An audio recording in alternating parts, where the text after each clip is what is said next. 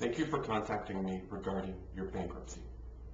Now, before I get into all the details regarding about how bankruptcy works, I'd like to talk to you a little bit about the qualifications that you need to be able to file for bankruptcy.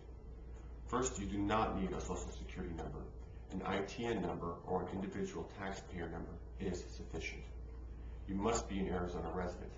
If you have moved from another state, you have to have lived in Arizona for at least 90 consecutive days to file for bankruptcy here in Arizona. That means on the 91st day of living here, that day you can file for bankruptcy. You cannot file a Chapter 7 bankruptcy if you have filed another Chapter 7 in the previous 8 years, or if you filed a Chapter 13 in the previous 4 years.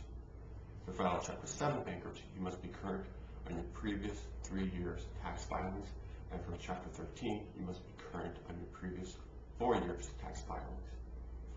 For a Chapter 13 bankruptcy, there is an additional qualification. You cannot have unsecured debt greater than approximately $300,000, and you cannot have more than $1 million approximately in total secured debt.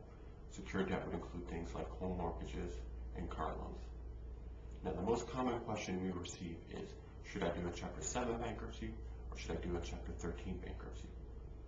What I tell most people is start with the presumption of doing a Chapter 7 bankruptcy because it is easier, it is faster, it is less complicated, it is much cheaper, and it extinguishes a greater percentage of your unsecured debt than a Chapter 13 bankruptcy.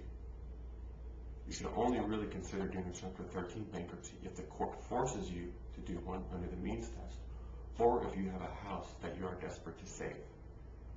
The means test is a test that the court uses to determine if somebody is making too much money to liquidate. If you have enough disposable income to pay approximately 25% of your unsecured debt over 3 to 5 years, then the court might force you to do Chapter 13 bankruptcy and not allow you to do a Chapter 7. Also, if you are late on a house payment and you would like to make up your arrears with the late payments over the course of a plan, or if you have junior unsecured loans on property that you would like to remove or strip off that property, then a Chapter 13 would be a good idea.